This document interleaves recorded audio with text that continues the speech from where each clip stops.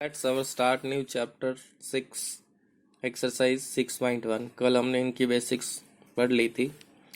देखिए question number first, in figure lines A B and C D intersect at O if angle AOC and angle BOE is equal to 70 degree and angle BOD is 40. Find angle BOE and reflex of COE। ये हमारे पास इसका diagram दे रखा है।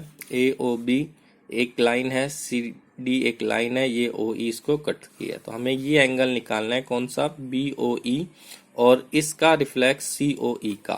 तो देखिए ये जो line AB और CD इंटरसेक्ट एट O, तो angle AOC plus angle BOE 70 ये हमें क्वेश्चन में गिवन है। एंगल BOD 14 भी क्वेश्चन में गिवन है।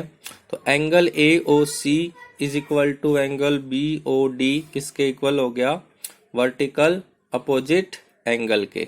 ठीक है, तो यहां से हमें क्या मिला, एंगल AODC किसके इक्वल मिला, 40 के। तो यहाँ पर हम लोग क्या करेंगे, पुट कर देंगे उसकी वैल्यू।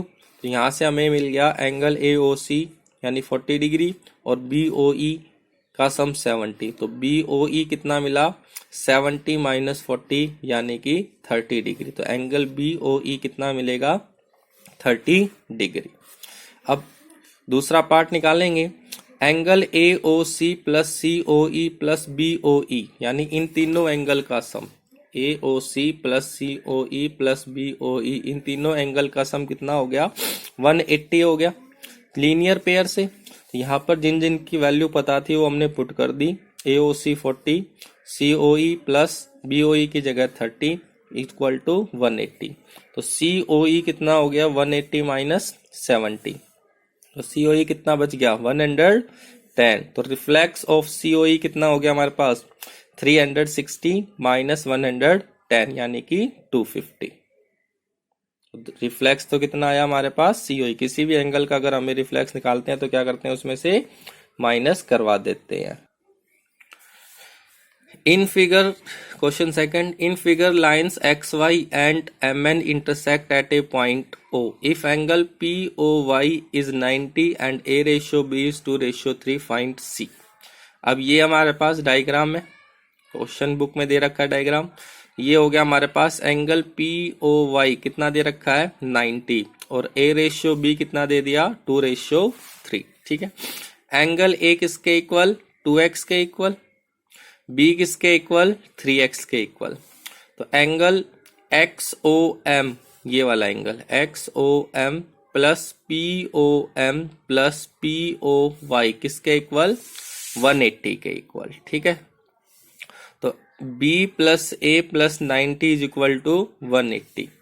B की वैल्यू 3x, A की value 2x plus 90 is equal to 180। तो ये हो गया 5x is equal to 180 minus 90।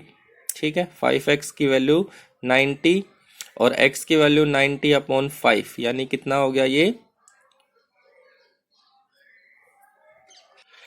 x की वैल्यू कितनी होगी, 18 होगी।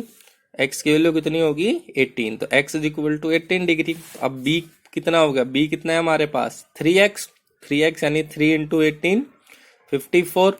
ठीक है, हो गया यहाँ से। तो b की वैल्यू कितनी आ गई, 54।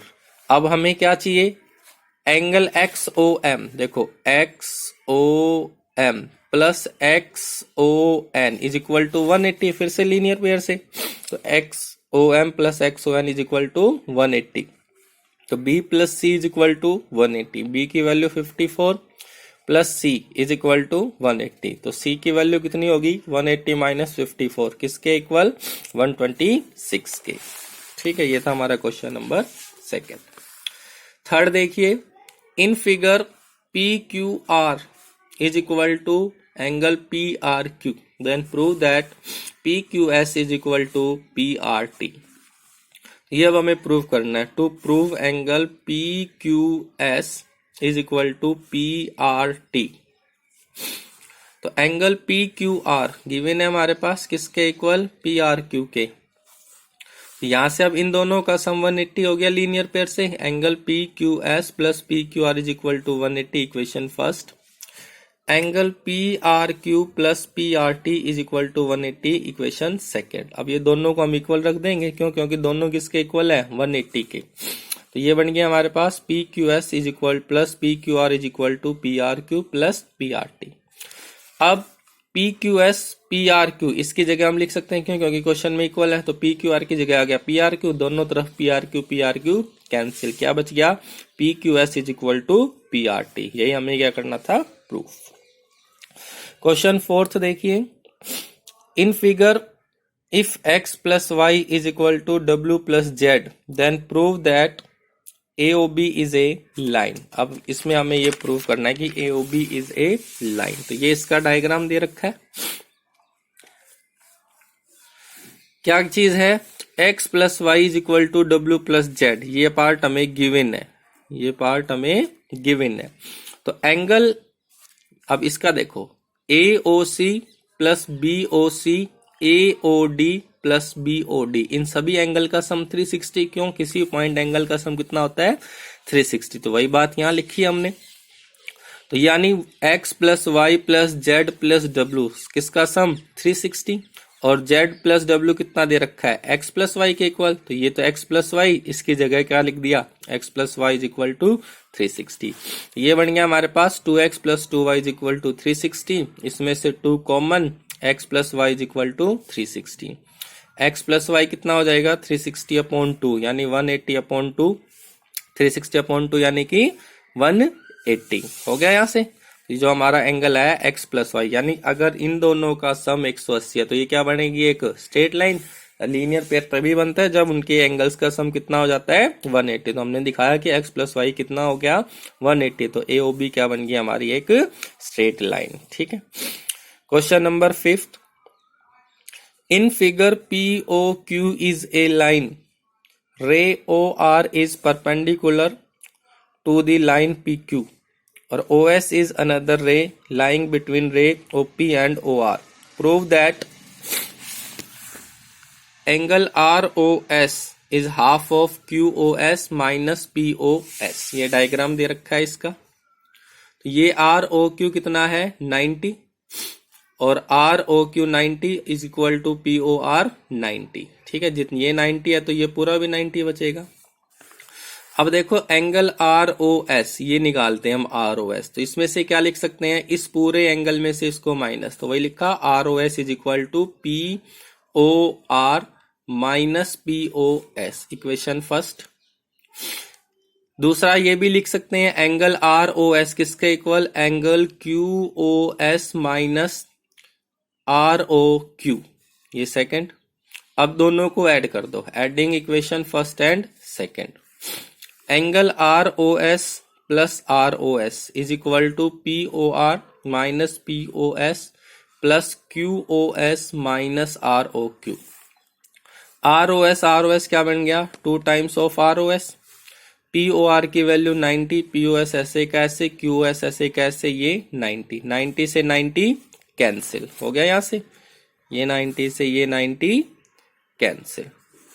ठीक है भाई, क्या बच गया? 2 times of ROS is equal to QOS minus POS। तो ये 2 यहां कहां चला जाएगा? अपोन में, 1/2 QOS माइनस POS। यही हमें क्या करना था?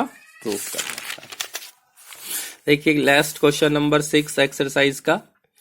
If is given that XYZ is 64 and XY is produced to the point P, draw a figure from the given information if ray YQ bisect angle ZYP and XYQ and reflex of QYP। ये diagram दे रखा है।